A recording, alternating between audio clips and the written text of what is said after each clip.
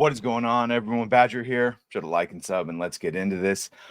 It appears that we are at the end of an era. The end of an era. So while Boomerang is being absorbed by Max, Cartoon Network website is shut down and gone. And that, I don't know, for a lot of us, it's a big part of us growing up was the Cartoon Network. And well, let's see. This is unfortunately written more as like a opinion piece, but the news is in this, and I couldn't find this story anywhere else. So here we go. It's from the stuttering guitarist. There have been moments where I wonder openly if being born in the mid-'70s allowed me to see the best in old and new animation.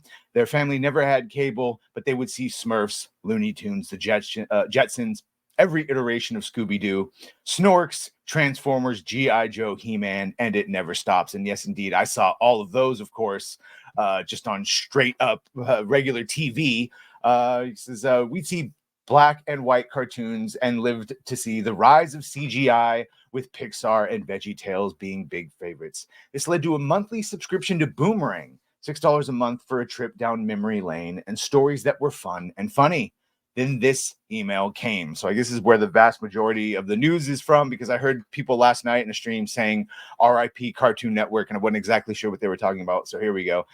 While reaching out to let you know that Boomerang will be moving to Max as of September 30th, the Boomerang app and website will no longer be available. This exciting news is that your Boomerang subscription will automatically transfer to Max ad-free with no change to your subscription price until further notice, or probably next month. So if you already had a Boomerang for all the old content stuff, I guess now you have Max.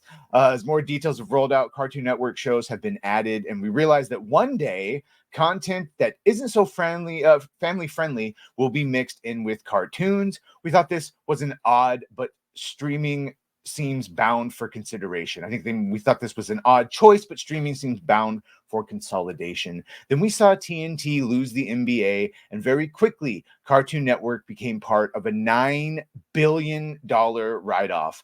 Now networks like CNN are in the crosshairs as a lack of financial returns over Warner Brothers and Turner Broadcasting seems to have swept in. So what's going on?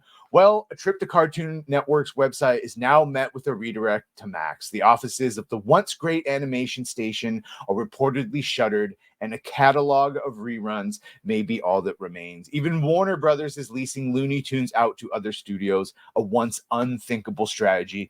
It seems that the shifting tides of linear broadcast and streaming services are at the line in the sand. It sucks because Cartoon Network, man, used to definitely be one of those, like, man, when they had the Clone Wars micro series, oh man, I'd never just sit there waiting in between shows hoping that would come on. Services are all fighting for the same subscribers in an ecosystem that actually favors unpaid content on YouTube. Yes, it does, because people are paying almost as much, if not more, for all of your subscriptions than you were for cable. More concerning in all of this is taking a kid-friendly platform and moving it to an environment that will require thoughtful navigation. There isn't a list of shows that are guaranteed to be on the safe list, and the new content available will include clearly adult. You know what? I'm sorry that you have to parent and you can't just lazily throw your kid in front of a streaming service. Yes, you have to pick and choose what they watch. I'm sorry you have to do that, but actually, I'm not sorry. Do your fucking job. I don't have kids because I don't want to do that job. You do, so do your fucking job and watch, carefully orchestrate what they watch. This email is one I could easily have set on the side, but the past several years of navigating through media content has been far too contentious. Instead of watching what was essentially a 30-minute toy commercial, there are now messages far beyond the simple good versus evil. Yeah, and you're allowed to do what Shad has done and just get a bunch of the old school DVDs that he used to watch and give them to his kids and say, there you go, you can watch any of these whenever you want, as much as you want. And there you go, problem solved. All right, it's not a fucking streaming site's version to give you a sanitized kid-only thing, and then you still watch that and there's a bunch of messaging. All right, you got to stop trusting companies with that. They don't care, or they care about the wrong things.